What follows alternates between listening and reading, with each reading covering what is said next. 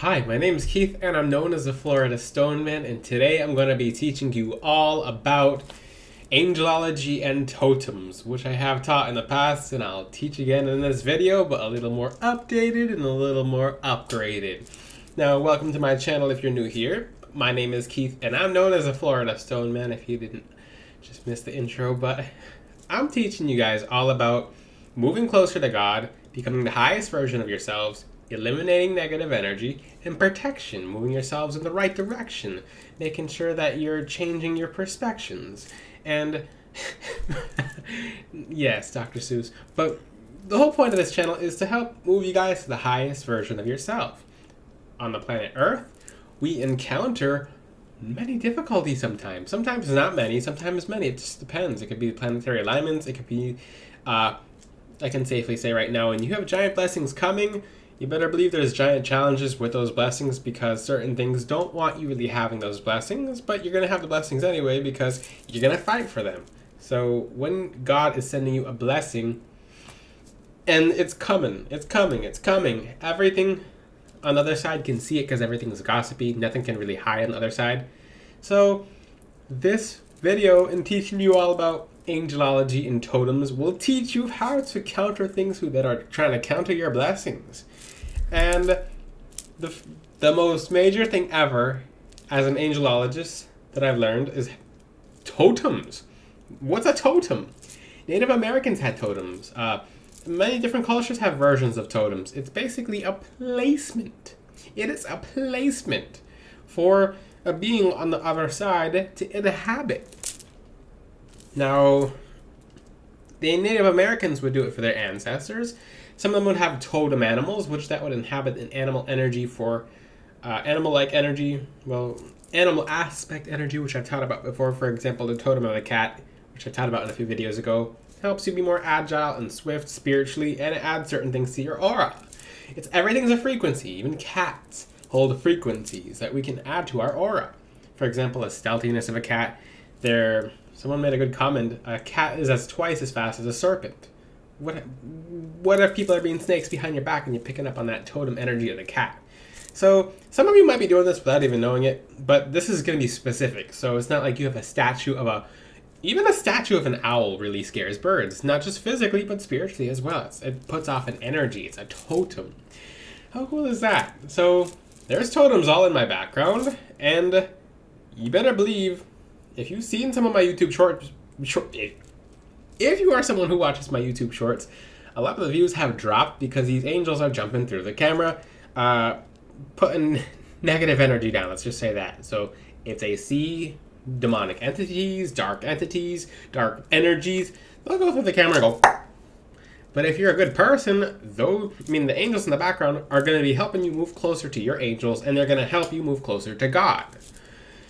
Now, and it's pretty cool, and I'll teach you guys how to do the same thing, because everything I'm doing is something I'm teaching you guys how to do, because everything's about moving together as a consciousness going upwards. For any human, and spiritual leaders do this very often, they think that a lot of spiritual leaders at the very top, which I'll make a video about that on its own, but there's no spiritual leader being at the top. We're all humans, we all bleed the same blood, etc. We might have more knowledge, but the thing is, we're all human and we all bleed the same blood. Once someone as a spiritual leader thinks that they're above other people, they're more below than even the newest person in the spiritual community, okay? That's why you don't see a lot of the spiritual leaders at the top stay there for very long, or it seems like they're kind of losing their mind or something's happening. It's because God's reminding them, like, hey, I'm the reason you're here in the first place. Like, I'm the reason that you have this audience, etc. So even I, as a spiritual leader, I'm always...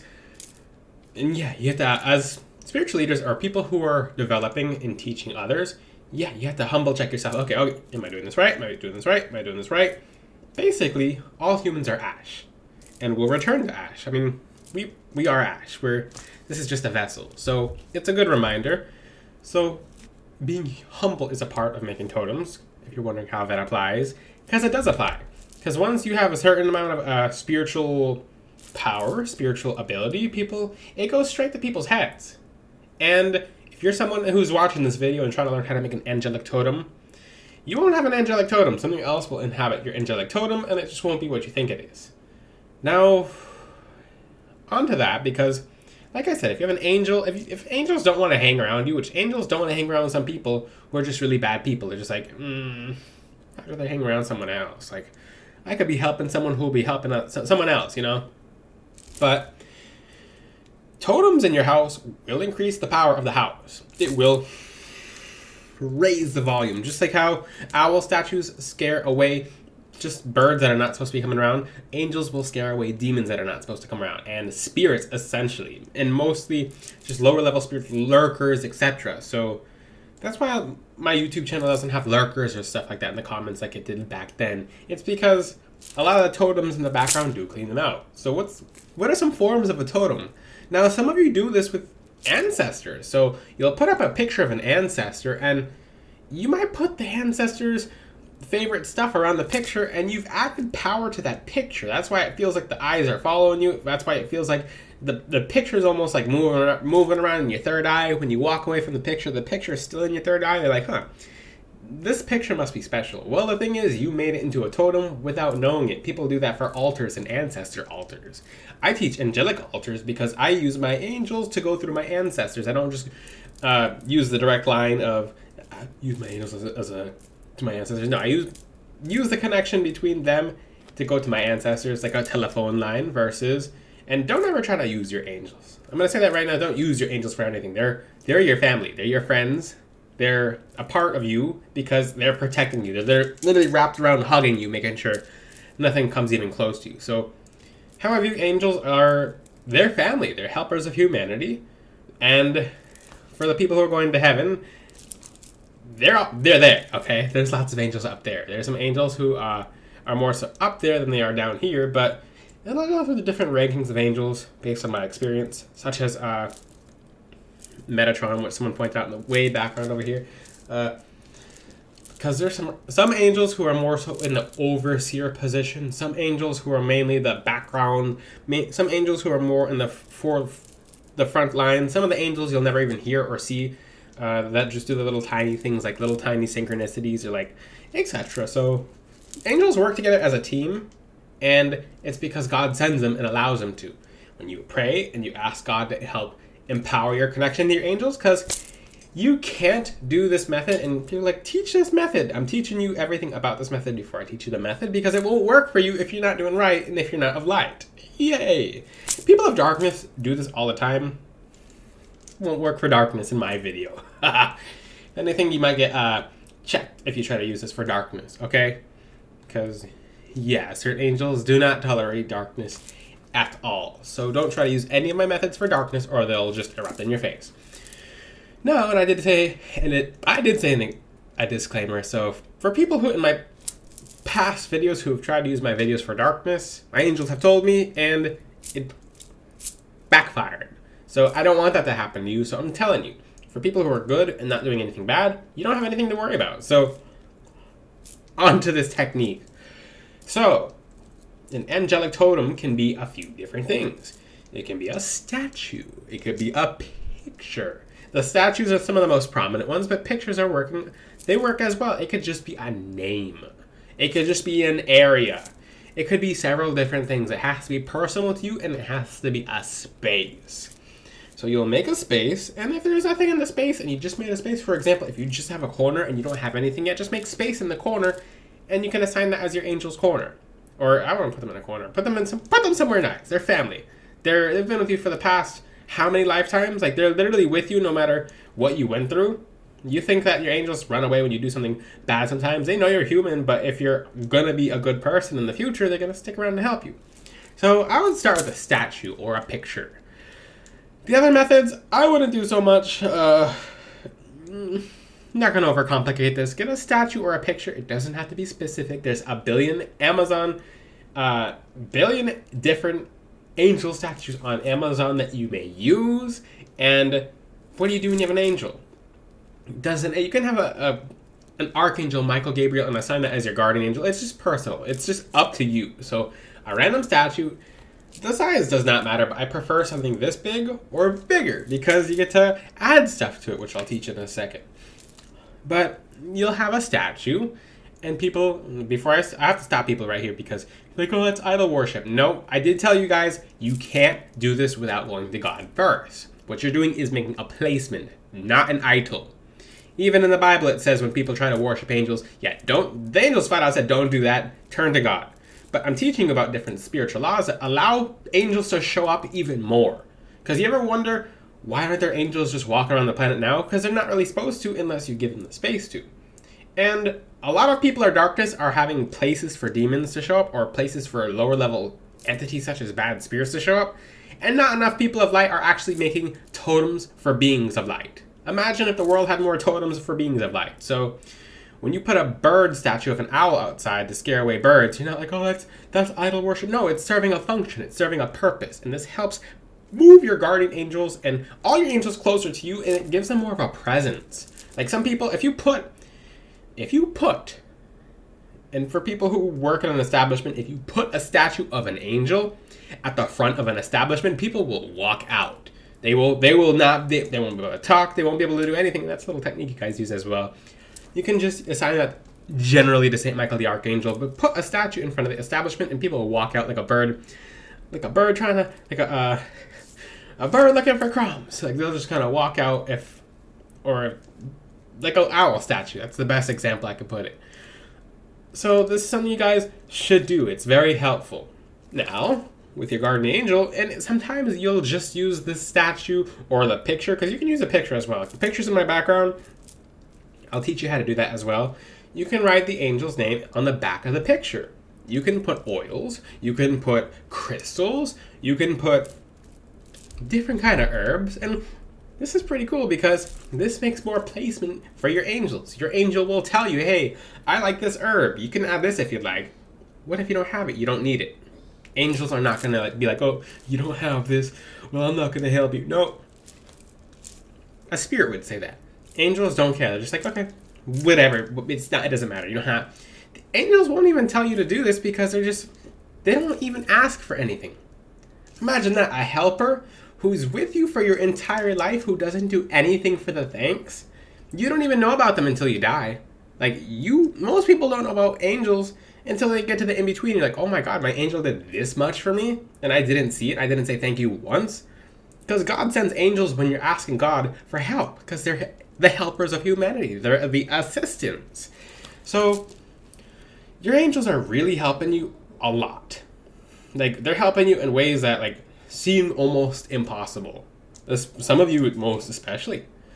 Now, when you make a statue in the house for an angel, and the angel has a place now, there's a physical and spiritual law that's being met, that you assigned a space to that statue.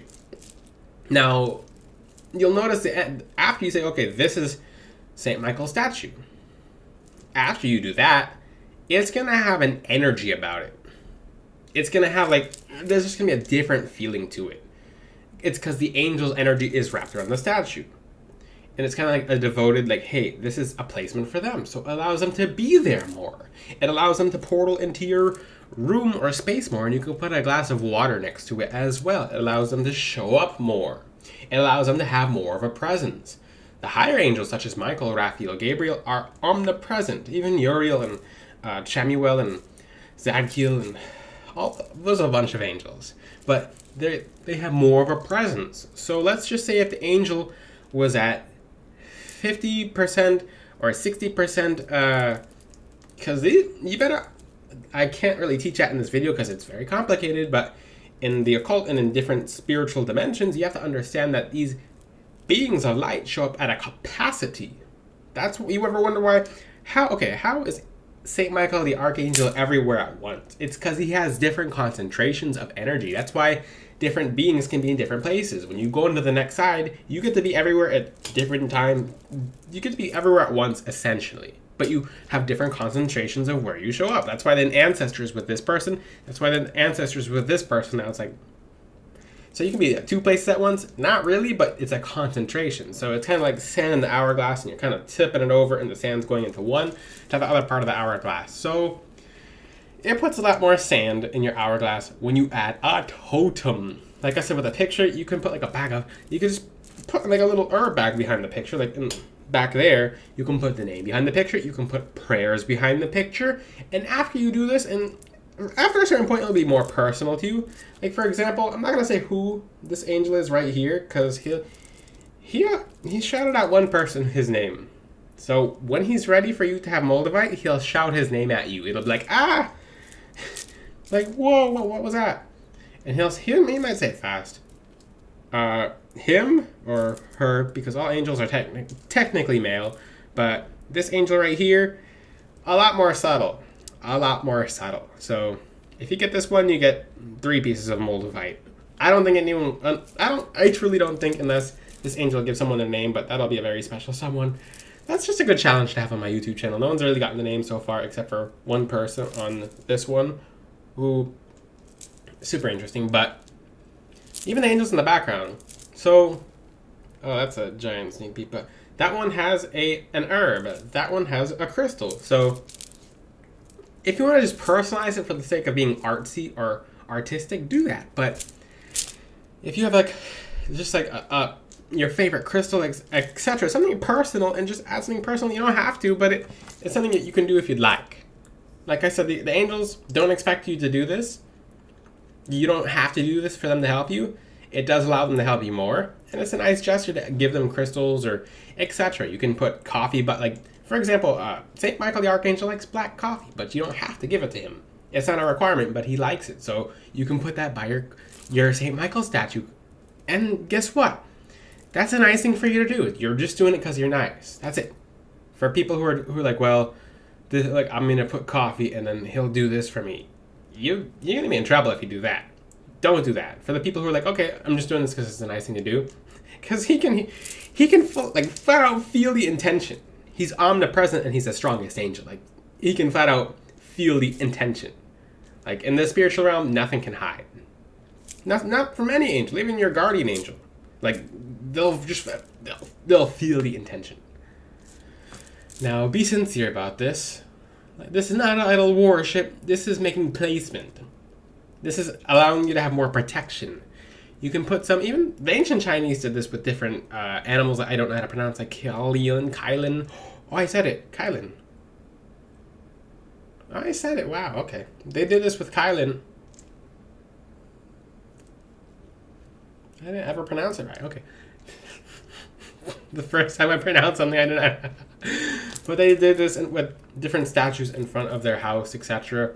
If you have too many visitors in front of your house, or too many people just playing around or lurking, put one statue of literally anything that looks like a human, and there won't be people there. Little secret you guys can do. But the second you start adding to it, and you can add crystals, you can make it personal. If you like knitting, then knit something on the statue. It's that simple. It's not overly complicated. If you like putting a hat on it, put a hat on it. And if you would like to connect to the angel after that, for example, if it's your guardian angel, then you'll wear it and you'll put something else on the statue, etc. Don't overcomplicate it. It just makes a new space, and it makes a totem. So that's why people sometimes see the statue and they're like, oh my god, I feel like falling over. That's such a strong energy. What's about that statue? It's a totem.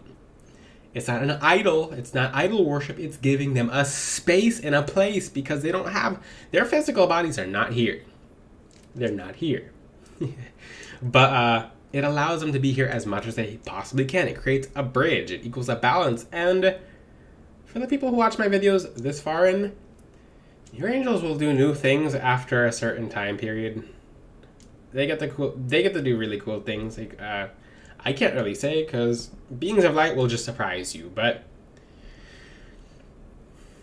they can do some really cool stuff. They can move stuff or show up as an actual person, etc. But that's all I'm going to teach for the people who watch the video this far. Your angels can do as much as God lets them. If God wants the angels to do something, your angel will fully be able to do it. If God wants your angel to, let's just say God is good, and God understands that what you're doing is moving yourself closer to Him and armoring yourself with increasing your guide's protections, increasing your guide's connections, etc. And it helps you help other people, and it helps everyone be happy. With totems around, I've noticed so much more happiness in my life and so many more blessings, and yeah, there are people like idol worship, and for some of the people who say everything is demonic, No one was talking about demons or anything demonic until you showed up saying everything is demonic. So those people normally have problems themselves. For example, I'm not going to give more examples on that because that's a whole different video topic for someone who's always pointing for someone who's always pointing the finger like that person's like you're just talking and like you're just talking about your day. Oh, my day is good. Like, oh, that person said their day is good too. Ah, that person's a liar. Or that person's always calling everyone a liar. You better believe that person's lying. So if someone's calling everything and everyone demonic, you better believe that person has some tendencies about themselves that are. There you go. Maybe that's my next video. I don't know. But if you have any questions, ask them in the comment section. Until then, I'll see you guys next time. Ciao.